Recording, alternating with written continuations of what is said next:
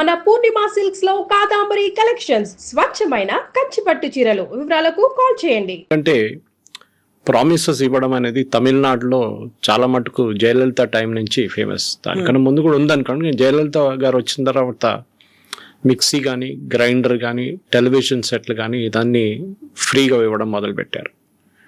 Tamil Nadu election సరే అన్ని రాష్ట్రాల్లో ఫ్రీబీస్ ఉన్నాయి, లేదని చెప్పట్లేదు. మహారాష్ట్రలో ఉంది, మధ్యప్రదేశ్లో జరిగింది, ఇక్కడ తెలంగాణలో ఉంది. మనం ఒక వెల్ఫేర్ స్టేట్ లాగా వెల్ఫేర్ స్టేట్ నుంచి ఒక ఏం చెప్తారు ఆల్మోస్ట్ బ్యాంక్రప్ట్ స్టేట్కి వచ్చేస్తున్నాం. దీనికి చాలా మటుకు ఫిగర్స్ కూడా ఉన్నాయి, దీని గురించి మాట్లాడుకోవచ్చు డీటెయిల్డ్గా. కానీ ఇప్పుడు రీసెంట్గా ఈ అసెంబ్లీ ఎలక్షన్స్ గురించి ఒక ఆర్టికల్ వచ్చింది. దాంట్లో ఏం చెప్తున్నారంటే అస్సాం, వెస్ట్ బెంగాల్, తమిళనాడు, కేరళ, పుదుచ్చేరి కలిపి ఈ గవర్నమెంట్స్ అందరు కలిసి ఆల్మోస్ట్ 37,000 కోట్ల కొత్త స్కీములు అనౌన్స్ చేశారండి. 37,000 కోట్లు.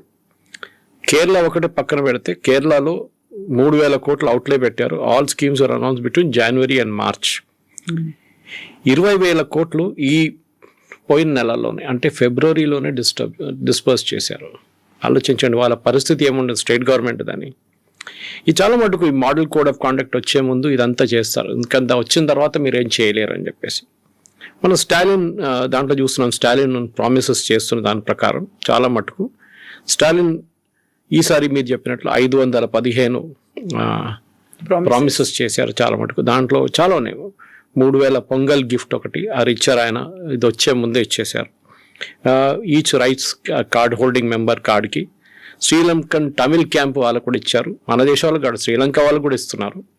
అది కాకుండా ఈ టోటల్గా 2,22,00,000 మందికి ఈ రైస్ స్కీమ్ కూడా ఇచ్చారు. క్యాష్ కాంపోనెంట్ ఒకటి తమిళనాడులో చూస్తే మీరు ఈ ఫిబ్రవరి నెలలోనే అనౌన్స్ చేసిన దాని ప్రకారం 6,900 కోట్లు 6,900 కోట్లు ఇచ్చారనమాట. That is 3% of the states tax revenue దానికే వెళ్ళింది.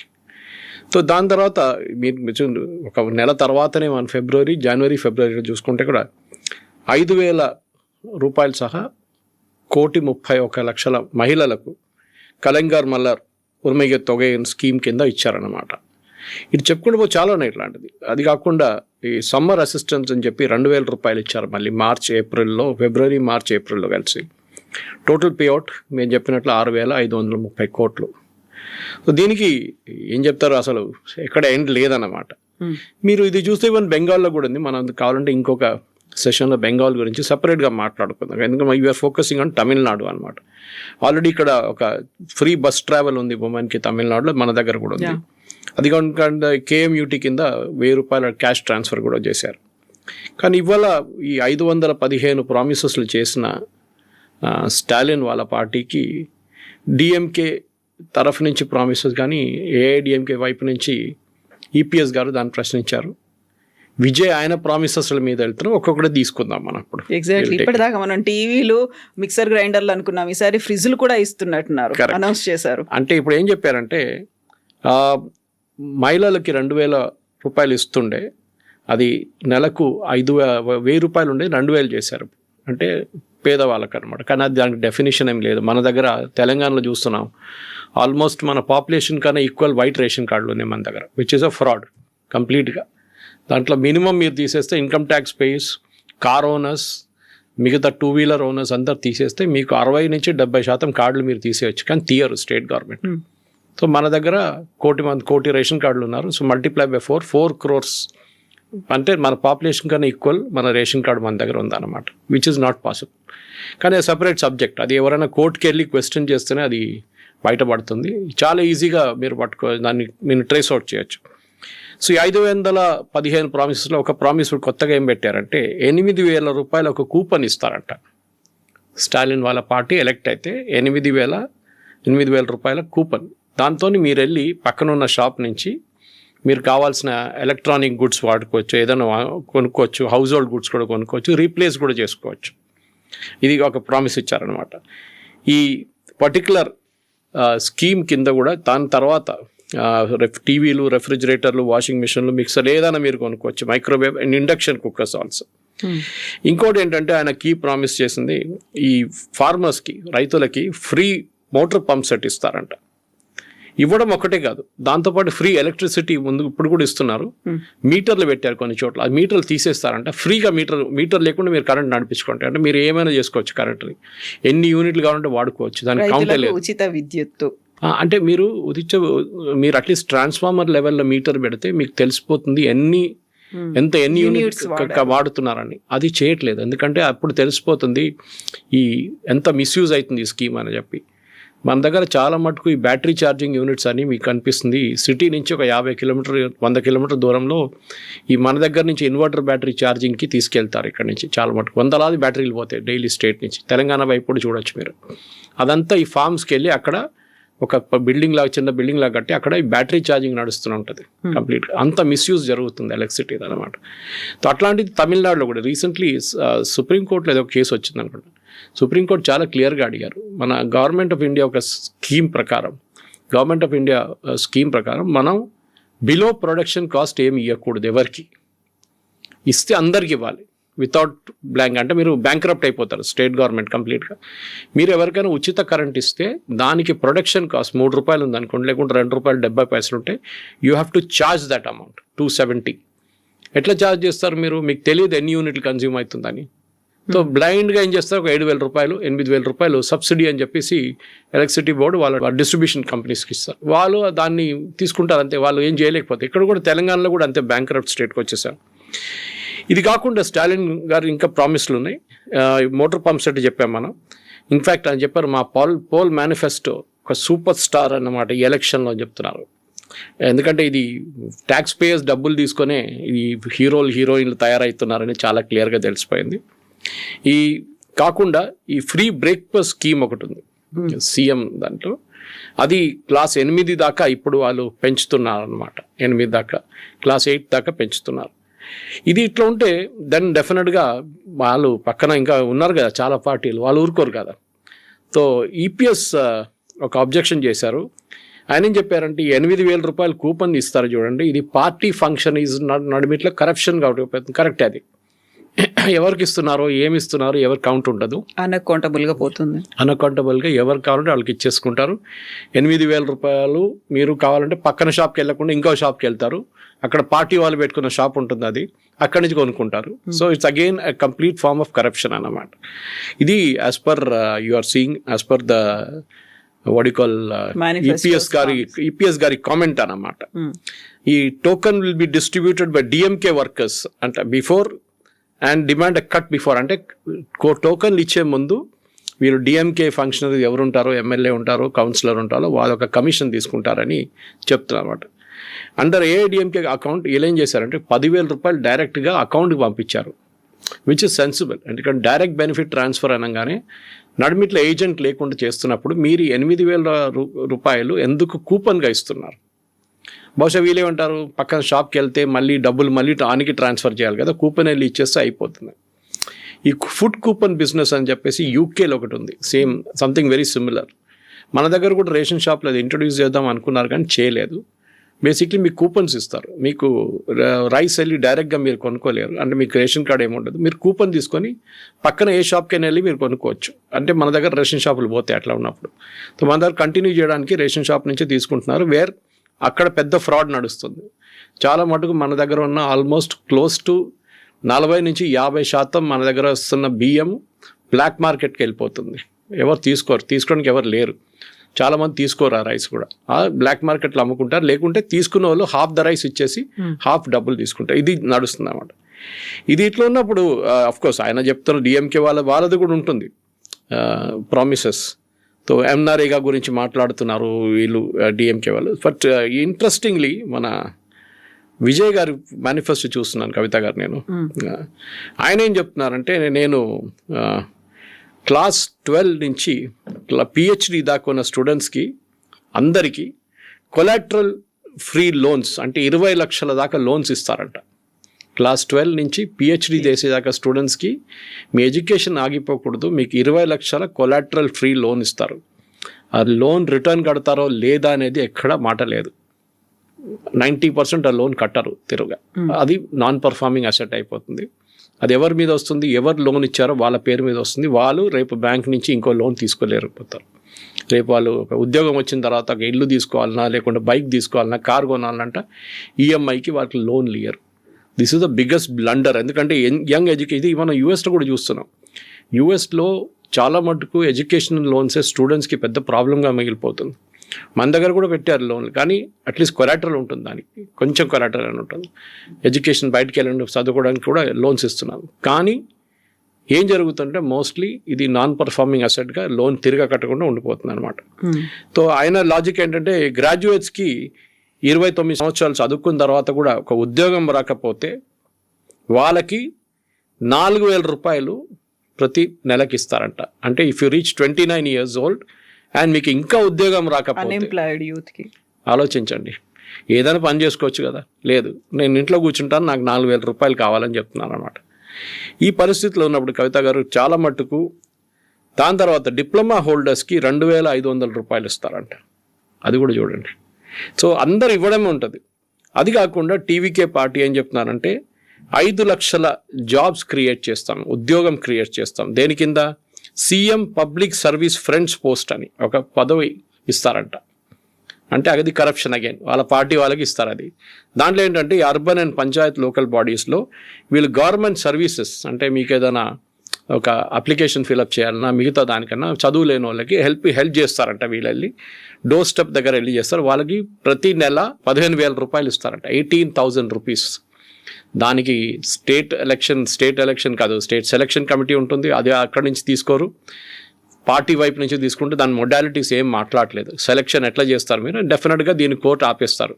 అఫ్కోర్స్ బీజేపీ పవర్కి రారు, అది డిఫరెంట్ థింగ్. బట్ వచ్చినా కానీ ఇట్లాంటి మనం వెస్ట్ బెంగాల్లో చూసాం, ఇట్లాంటి సెలక్షన్ చేసినప్పుడు టీచర్ సెలక్షన్లో కోర్టు, సుప్రీంకోర్టు దాకా వెళ్ళింది ఆ కేసు, కొట్టుపడేశారు కంప్లీట్గా. It's corruption, straight away corruption అనమాట.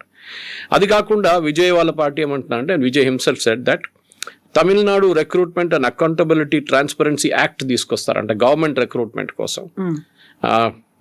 దాని తర్వాత తమిళ్ ఎంప్లాయ్మెంట్ క్రెడిట్ సిస్టమ్ తీసుకొస్తారంట. ఇది కూడా హర్యానాలో ట్రై చేశారు, హర్యానా గవర్నమెంట్ కొట్టుపడేశారు అక్కడ court, that you cannot discriminate on based on local thing. దీంట్లో ఏమంటున్నారంటే కంపెనీస్ వాళ్ళ దాంట్లో 75% తమిళనాడు నుంచి ఎంప్లాయీస్ని పెట్టుకుంటే వాళ్ళకు ఒక ఎంప్లాయ్మెంట్ క్రెడిట్ సిస్టమ్ ఇస్తారంట, ఇన్సెంటివ్స్ కంపెనీస్కి. Local and non local issue వస్తుంది. అక్కడ కూడా కోర్టు విల్ స్టాప్ ఇట్. ఎందుకంటే ఇదంతా మీకు ఎవరు రారు మీ దగ్గరికి. మంచి కంపెనీలు కూడా ఎంప్లాయ్మెంట్ ఎందుకు తీసుకుంటారంటే లోవర్ లెవెల్లో ప్రాబ్లం లేదు, C and D గ్రేడ్లో కవిత గారు ఇష్యూ లేదు. ప్రాబ్లం ఎక్కడ వస్తుందంటే when you go to the senior level, management level, అది కాకుండా మిడ్ మేనేజ్మెంట్ లెవెల్కి వెళ్ళినప్పుడు బెస్ట్ టాలెంట్ చూస్తారు. ఫర్ ఎగ్జాంపుల్ తమిళనాడులో టాలెంట్ బాగానే ఉంది. For mobile phone manufacturing companies మనం కాంచీపురం వైపు వెళ్ళినప్పుడు, శ్రీపెరంబదూర్ కానీ మిగతా ప్లేస్లో చాలా మటుకు యాపిల్ వాళ్ళ ఫాక్స్కాన్ యూనిట్స్ ఉన్నాయి, చాలా యూనిట్స్ ఫోన్ మ్యానుఫ్యాక్చరింగ్ యూనిట్స్ ఉంది అక్కడ. అది కాకుండా దాని దగ్గరే కార్ మ్యానుఫ్యాక్చరింగ్ యూనిట్స్, ముందు ఫోర్డ్ వచ్చారు అక్కడ, తర్వాత హ్యుండై వచ్చారు, చాలా కార్ మ్యానుఫ్యాక్చరింగ్ కంపెనీస్ ఆ ఏరియాలో ఉన్నారు. Good talent, no problem, technical talent ఉంటే ఎవరైనా వస్తారు. కానీ మీరు ఇట్లాంటి లోకల్ అని పెట్టుకుంటే రేపు బయట వాళ్ళు కూడా రాకపోతే అక్కడ ఉన్న ఈకో సిస్టమ్ ఏమవుతుందంటే అక్కడే మిగిలిపోతుంది, అక్కడ ఉన్న ఎంప్లాయీసే పనిచేస్తారు. మన దగ్గర ISB స్టార్ట్ చేస్తున్నప్పుడు హైదరాబాద్లో ఇండియన్ స్కూల్ ఆఫ్ బిజినెస్, ఇప్పుడు కాదు చంద్రబాబు నాయుడు గారు ఉన్న టైంలో, అప్పుడు 90 బాలాసాహెబ్ ఠాక్రే ఉన్నారు అప్పుడు ముంబైలో. వీళ్ళు ఫైనలైజ్ చేసేసారు. ISB అనేది ఇండియన్ ఇండస్ట్రీ కలిసి స్టార్ట్ చేశారు. వాళ్ళేం చెప్పారంటే మేము సెటప్ చేయబోతున్నాం, మాకు 400 acre ల్యాండ్ కావాలంటే ముంబైలో చూపించారు, ల్యాండ్ తీసుకోండి అది ఇదని. కానీ బాలాసాహెబ్ ఠాక్రే ఒక కండిషన్ పెట్టారు, దాంట్లో 50% మందికైనా మినిమం అడ్మిషన్ మహారాష్ట్రన్స్కి ఇవ్వాలని చెప్పి. ఇమ్మీడియట్లీ ఇండస్ట్రీ బ్యాక్అవుట్ చేసేసారు దాని నుంచి. అదే రోజు next day morning Chandrababu Naidu గారు వాళ్ళందరినీ ఇక్కడ పిలిపించి మన ఇప్పుడున్న మైక్రోసాఫ్ట్ క్యాంపస్ పక్కన ఒక ల్యాండ్ ఉండే 400 acre చూపించారు, ఈ ల్యాండ్ కావాలంటే తీసుకోండి, మేము ఏ కండిషన్ పెట్టట్లేదు, మీరు ఎక్కడైనా మీరు రిక్రూట్ చేసుకోండి, మీ స్టూడెంట్స్ని ఎక్కడి నుంచి తీసుకోండి, మాకు ప్రాబ్లం లేదు. అట్లనే ISB హైదరాబాద్కి వచ్చింది. ఇది మీరు ఈ పాలసీస్ మార్చుకుంటూ పోతే ఇట్లా లోకల్ నాన్ లోకల్ పెట్టుకుంటే చాలా ప్రాబ్లం అయిపోతుంది, కంపెనీస్ ఇక్కడికి రావు. Anyway Vijay has the point. అది కాకుండా ఆయన 1.5 lakh క్రియేటర్ ప్రెన్యూస్ అని పెడుతున్నా, అంటే డిజిటల్ కంటెంట్ క్రియేట్ చేసిన వాళ్ళు. దేని గురించి? తమిళనాడు కల్చర్ గురించి మన డిజిటల్ క్రియేట్ చేస్తున్న వాళ్ళు, ప్రోడక్ట్స్ క్రియేట్ చేస్తున్న వాళ్ళకి ఫండింగ్ ఇస్తారంట. 1.5 lakh క్రియేటర్ ఎంటర్ప్రెనర్స్. చూద్దాం దానికి ఎంత అవుతుందని. దానికోసం ఆయన 25 లక్షల కొలాటరల్ ఫ్రీ లోన్ ఇస్తారంట ప్రతి మనిషికి, ప్రతి ఇండివిజువల్కి. ఇక్కడ మీరు 1.5 lakh ఇంటూ 25 lakhs మీరు మల్టిప్లై చేస్తే మీకు నంబర్ వచ్చేస్తుంది. డెఫినెట్గా అది కాకుండా బ్యాంకరప్ట్ స్టేట్ అయిపోతారు. విజయ్ ఏమన్నారంటే welfare for farmers, fishermen, teachers, weavers అందరికీ ఇస్తున్నారు స్కీములు. మీరు ఎప్పుడైనా చూస్తుంటారు దీనికి అన్నిట్లో మిడిల్ క్లాస్కి ఏమి ఉండదు. ఎప్పుడు మిడిల్ క్లాస్ అక్కడ లేరు, ఇక్కడ డబ్బులు ఉన్నోడు rich, they have no issues. Middle క్లాస్కి ఈ ప్రాబ్లం అంతా వస్తుంది. And we are the tax payers. మనం ట్యాక్స్ కడుతున్నాం, ఫ్రీబీస్ ఏమో మన దగ్గర తీసుకెళ్ళి మిగతా వాళ్ళకి ఇస్తున్నారు. ఇదే ప్రశ్నించాలి మనం.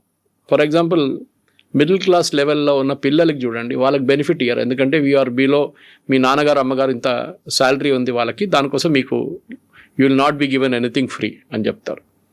ఇది మేజర్ ప్రాబ్లం మనకి. ఇది ప్రశ్నించాలి మనం. ఇది ఎట్లయిపోయిందంటే హైదరాబాద్ కలెక్ట్ చేసిన ట్యాక్స్ తీసుకెళ్ళి సిద్దిపేటలో ఖర్చు పెడుతున్నట్లు ఉంటుంది. మనం దీనికన్నా ముందు కూడా అడిగాం కేటీఆర్ గారు ఉన్నప్పుడు. సో దీన్ని ఎక్కడైనా ఒక ప్లేస్లో చోట్లేదు ఆపాల్సిన టైం వచ్చింది కవిత గారు. ఎందుకంటే ఈ ఫ్రీబీస్ ఇట్లా ఇచ్చుకుంటూ పోతే దీనికి ఒక లిమిట్ ఉండదు. అది ప్రతి గవర్నమెంట్, నేను దీన్ని డిఎంకేని తప్పు పట్టట్లేదు. అది మీరు బీజేపీ ఉండొచ్చు, లేకుంటే మహారాష్ట్రలో ఉన్న బీజేపీ గవర్నమెంట్, మధ్యప్రదేశ్లో బీజేపీ గవర్నమెంట్, ఎక్కడైనా కానివ్వండి. వెస్ట్ బెంగాల్లో మమతా బెనర్జీ అయితే ప్రామిస్ల మీద ప్రామిస్ చేస్తుంది ఆమె. అట్లాంటి పరిస్థితుల్లో గవర్నమెంట్స్ ఇవాళ లేకుంటే రేపు కంప్లీట్గా బ్యాంక్రప్ట్ అయిపోతారు. సో ఇప్పుడు విజయ్ ఎందుకని అంత యూత్ మీద ఫోకస్ పెట్టాడు అనేది ప్రధానంగా. ఆల్రెడీ సీట్లను కూడా అనౌన్స్ చేశాడు. తను 2 చోట్ల నుంచి పోటీ చేస్తున్నాడు అనేది అంత పాటుగా తనకున్నటువంటి వ్యక్తిగత డ్రైవర్ వాళ్ళ అబ్బాయికి కూడా ఒక సీట్ని అనౌన్స్ చేసేసాడు. ఆయన కూడా టికెట్ ఇస్తున్నానని చెప్పి పెట్టాడు ఆయన. యూత్ అనేది ఇప్పుడు మెయిన్లీ మనకు తెలిసింది కవిత గారు, 65% మన దగ్గర population below the age of 35. ఇంకోటి అంటే అన్ఎంప్లాయ్మెంట్ మన దగ్గర చాలా పెద్ద ఇష్యూ. ఇప్పుడు చూసారు చూడండి మీరు, అన్ఎంప్లాయ్మెంట్ మీరు ఇంట్లో కూర్చుంటే కూడా మీకు డబ్బులు ఇస్తా అంటున్నారు. ఎవరు పని చేస్తారు? మన సుప్రీంకోర్టు ఇది క్వశ్చన్ అడిగారు, you are making people lazy. మీరు పని చేయకుండానే మీకు డబ్బులు ఇస్తాం. పని చేసి డబ్బులు చేస్తే ప్రాబ్లం లేదు మన్రేగా లాంటి ప్రోగ్రామ్స్లో. అది కాకుండా మీరు ఈ ఇంట్లో కూర్చోండి మీకు డబ్బులు ఇస్తా అంటే దట్ ఈస్ అబ్సల్యూట్లీ ఇల్లాజికల్. ఏదైనా ఒక పని చేపియాలి. ఇప్పుడు కూడా నేను చెప్తున్నాను, నేను చాలా మటుకు చెప్తున్నాను, మనకు కావాల్సింది ఐటీఐలు, ఐఐటీలు కాదని. ఐఐటీలు చాలా అయిపోయినాయి. ఇప్పుడు క్వాలిటీ కూడా కొంచెం పడిపోయింది ఐఐటీలు. ఎందుకంటే ఇన్ని ఐఐటీలు ఓపెన్ చేసిన తర్వాత ఫ్యాకల్టీ లేదు, వాళ్ళకి టెక్నికల్ అసిస్టెన్స్ లేరు, చాలామంది ప్రాబ్లమ్స్ అట్లాంటివి. ఈ పరిస్థితుల్లో మనకు కావాల్సింది ఏంటంటే ఎంప్లాయ్మెంట్ జనరేషన్ స్కీమ్స్. అదేంటంటే మన దగ్గర ఇప్పుడు కూడా మీరు చూడండి, ఎప్పుడు నేను చాలాసార్లు చెప్పాను, మీ దగ్గర బహుశా చెప్పుంటాను, కార్పెంటర్లు దొరకరు, ఎలక్ట్రీషియన్ దొరకరు, ప్లంబర్లు దొరకరు, ఎయిర్ కండిషనింగ్ మెకానిక్స్, ఎవరు చూడండి ఇట్లాంటి ఆటోమొబైల్ వీళ్ళు మీకు దొరకరు. ఎస్పెషలీ ఈ carpenter, plumber, electrician major problem. వాళ్ళు అసలు అదేమని అంటే వాళ్ళు ఫుల్ బిజీ ఉంటారు. వాళ్ళు పిలిస్తే మీరు చూడండి. మా దగ్గర కూడా చూసాను, మా పని మనిషి ఇంకా ముందున్న పని మనిషి వాళ్ళ అబ్బాయిని నేనే చదివిపించాను ఐటీఐలో. అంతా చేసిన తర్వాత ఆయన ఎప్పుడు పిలిస్తే వాడు అంటాడు, సార్ నేను ఫుల్ బిజీ ఉన్నాను సార్, ఎల్లుండి వస్తాను సార్ అంటాడు. రావడం చెప్పాడు, ఎల్లుండి వస్తా సార్ అంటాడు. I pity with him. ఎందుకంటే వాళ్ళ వైపు నుంచి వాళ్ళ పని వాళ్ళు చూసుకుంటున్నారు, వాళ్ళకి కావాల్సిన డబ్బులు వాళ్ళు సంపాదించుకుంటున్నారు. 3 పెట్టుకున్నాడు వాళ్ళ కింద, మేస్త్రి అయిపోయాడు. This is what we need. మనం కావాల్సింది ఏంటంటే మన వాళ్ళని ఎంప్లాయ్మెంట్. కానీ మన దగ్గర ఒక యాటిట్యూడ్ ఉంది, ఎస్పెషలీ తెలుగు స్పీకింగ్ స్టేట్స్లో కవిత గారు. నాకు ఒక ఐటీ ఉద్యోగం కావాలి, నేను ఒక ఏసీ రూమ్లో కూర్చోవాలి, వైట్ కాలర్ జాబ్ కావాలి, నేను ఇట్లాంటి పనులు బైక్ మీద తిరగడము, అత్తగడము, ఇక్కడ వెళ్ళడం నేను చేయను, మెకానిక్ పనులు చేయను. ఇది మేజర్ ప్రాబ్లం అన్నమాట వీళ్ళన్నింటిలో. ఇట్లాంటి ఇష్యూలోనే మనం చూడాల్సింది ఏంటంటే మన యంగ్స్టర్స్కి ఉద్యోగం ఎక్కడి నుంచి మనం ఇవ్వబోతున్నాను అని చెప్పేసి దానికోసం ఉన్న స్కీములు తీసుకొస్తే బాగుంటుంది. నేను దాన్ని వ్యతిరేకించను. ఏ గవర్నమెంట్ కానీ స్కిల్ డెవలప్మెంట్లో ఇప్పుడు ప్రధానమంత్రి కౌశల్ యోజన ఉంది, దాని కింద మీకు ట్రైనింగ్ ఇస్తారు. ట్రైనింగ్ ఇచ్చిన అది కూడా ఫ్రీ ట్రైనింగ్ ఇస్తారు. 6 నెలల నుంచి 12 నెలల దాకా ఏదైనా ఒక పర్టికులర్ ట్రేడ్ నేర్చుకుంటారు. దాని తర్వాత మీకు ఉద్యోగం రాకపోతే స్టైఫండ్ ఇస్తారు. దాన్ని ఉన్నప్పుడు కూడా మన వాళ్ళు దానికి వెళ్ళరు, ఎందుకంటే అక్కడ అన్ని ట్రేడ్ జాబ్స్ ఉంటుంది. ట్రేడ్ జాబ్స్ మాకు వద్దు. ఈ యాటిట్యూడ్ మార్చాల్సింది. ఇప్పుడు నేను వచ్చేది కేరళ నుంచి, మీకు తెలుసు, అక్కడ nursing is a big profession. అక్కడున్న నర్సెస్ లోకంలో మీరు ఎక్కడైనా వెళ్ళండి, అక్కడ ఉంటారు, వాళ్ళు నర్సెస్ ఉంటారు. ఎందుకు? They don't mind doing that job. కొంతమందికి నర్సింగ్ అనగానే నేను చేయలే నర్సింగ్ జాబ్ అంటారు వాళ్ళు. ఒకటి టైమింగ్స్ గురించి ఉంటుంది, ఒకటి పేషెంట్స్తో డీల్ చేసేటప్పుడు illness, even elderly care for example Kavitha గారు పెద్ద బిజినెస్ అది. ఇజ్రాయెల్లో మ్యాక్సిమం ఎల్డర్లీ కేర్ హెల్ప్ చేస్తున్న అసిస్టెంట్స్ కేరళ నుంచి. ఆలోచించండి, అది పెద్ద ఒక బిజినెస్. జపాన్లో కూడా ఎల్డర్లీ కేర్ చాలా పెద్ద బిజినెస్ అయిపోయింది ఇప్పుడు. కానీ మన దగ్గర అది ఉద్యోగం కాదు. మోదీ గారు ఒక టైంలో చెప్పారు, పకోడా ఫ్రై చేసిన వాళ్ళు కూడా బిజినెస్ చేస్తారు బాగానే అని, కరెక్టే అది. కానీ మనకు అది నచ్చదు, మనకి ఫ్రీబీలు. మీరు ఒక అసెట్ క్రియేట్ చేస్తే ఇష్యూ లేదు. ఫర్ ఎగ్జాంపుల్ ముద్రా లోన్ తీసుకోండి. ముద్రా లోన్ తీసుకున్న మన దగ్గరే తెలంగాణలోనే almost 1/4 of the population Mudra లోన్లోనే తీసుకున్నాం. చాలామంది ఉన్నారు, నేను కలిశాను కూడా వాళ్ళని. ఒక మహిళ 5 కుట్టు మిషన్ తీసుకుంది, 2 షిఫ్ట్లు నడిపిస్తుంది ఆమె. అట్లాంటి 10 మందికి ఉద్యోగం ఇస్తుంటే దానికి ఒక వాల్యూ అడిషన్ ఉంది. మీరు స్కిల్ డెవలప్మెంట్ మాట్లాడినప్పుడు కూడా ఈ మహిళలు స్కిల్ ఇస్తే బాగుంటుంది. ఒక లిజ్జత్ పాపడ్ ఎక్కడి నుంచి మొదలైంది మన అందరికి తెలిసిన స్టోరీ, అది చాలా పెద్ద సక్సెస్ స్టోరీ అయిపోయింది. అట్లాంటి మనం ఎందుకు చేయట్లేదు? మీరు you give the money but demand some workout, అంటే ఏదైనా ఒక ఉద్యోగం చేయాలి మీరు అని చెప్పాలి. ఈ ఫ్రీ బిల్ ఇచ్చుకుంటూ పోయి మీరు 5-8 వేల రూపాయలు తీసుకెళ్ళి మిక్సీలు కొనుక్కోండి, గ్రైండర్లు కొనుక్కోండి, what is the value addition? Nothing. మీరు పని చేయండి, మీరు ఇట్లాంటి మీ విలేజ్ కమిటీని పెట్టండి, అక్కడ మీరు క్లెన్లీనెస్ అప్కీప్ చేయండి, అక్కడ ఉన్న స్వీపర్స్ని మీరు చూసుకోండి, దాన్ని బట్టి మీకు ఇంత డబ్బులు ఇస్తామంటే దర్స్ అ లాజిక్ బిహైండ్ ఇట్. ఒట్టిగా ఏం చేయకుండా నాన్ ట్యాక్స్ పేయింగ్ అంటే చూడండి, అక్కడ కూడా వాళ్ళు చాలా క్లియర్గా తీసుకొచ్చారు స్టాలిన్ గారు. నేను చెప్పడానికి మర్చిపోయాను, క్లాస్ పెట్టారు ఆయన, స్టార్ పెట్టారు దాని పక్కన. ఏంటి, మీకు 8,000 రూపాయలు కావాలంటే you should be a non tax paying lady. ఆలోచించి, అంటే ట్యాక్స్ పేయింగ్ లేడీ దగ్గర నుంచి డబ్బులు తీసుకొని నాన్ ట్యాక్స్ పేయింగ్ లేడీకి ఇస్తున్నారు. కష్టపడి పనిచేసే ఒక లేడీకి ఇన్సెంటివ్ లేదు వాళ్ళకి. ఇది చాలా బాధ అనిపిస్తుంది, ఎందుకంటే ఇట్లాంటి ఫ్రీబీస్తోనే వీళ్ళు ఎలక్షన్స్ గెలుస్తున్నారు. దాని తర్వాత ఎలక్షన్ రోజు ముందు రోజు వెళ్ళి అందరికి డబ్బులు ఇచ్చి మందు ఇచ్చి ఓట్లు వేయించుకుంటారు. మన democracy I think it is failed. నేను దీంట్లో అందరిని తప్పు పడుతున్నాను, ఒక్కరు నేను కాదు, అందరిని తప్పు పడుతున్నారు.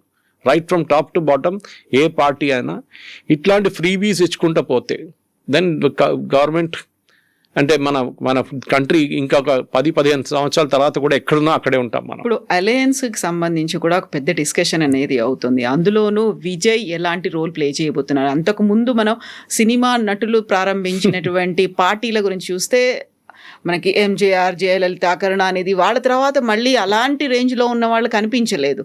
ఇప్పుడు విజయ్ టీవీకే పార్టీ ఎంత క్రూషియల్ అవుతుందా, లేకుంటే పట్టించుకోరా? ఎలా ఉంటుంది అక్కడ సిచ్యువేషన్ అనేది? ఇప్పుడున్న ఒపీనియన్ పోల్స్ ప్రకారం విజయ్ వాళ్ళ పార్టీ టీవీకేకి 6-7% ఓట్లే వస్తుంది.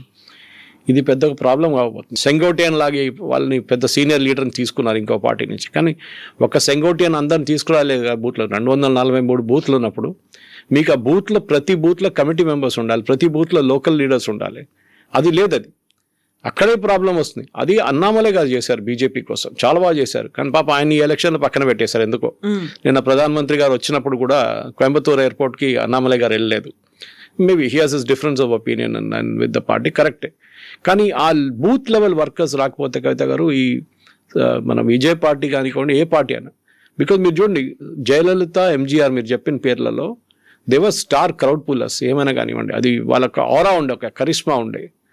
తమిళనాడులో మీరు ఈ చూసిన పొలిటీషియన్స్కి అదే టైంలో మీరు కేరళకు వచ్చినప్పుడు ప్రేమ్ నసీర్ గారు ఫస్ట్ ఈ పోటీలో దిగారు. He was a super star of that age. NT Rama Rao టైంలో ఆయన ఎలక్షన్లో ఫ్లాప్ అయ్యారు కంప్లీట్గా. అక్కడ వాళ్ళు పట్టించుకోరు. సరే సురేష్ గోపి గారు గెలిచారు, అదంతా ఓకే. బట్ ఓవరాల్గా చూస్తే ఎంజీఆర్ లోకల్ కూడా కాదు, ఆయన he is from Malayali born in Ceylon. Jayalalithaa Karnataka నుంచి. అట్లాంటి పరిస్థితుల్లో వాళ్ళు తమిళనాడుకు వచ్చి అక్కడ ఎలక్షన్ గెలవడం, even Rajinikanth can take it. Of course ఆయన పొలిటిక్స్ రాలేదు, ఈజ్ అ మహారాష్ట్రియన్, కానీ యాక్సెప్ట్ చేశారు తమిళనాడు వాళ్ళు.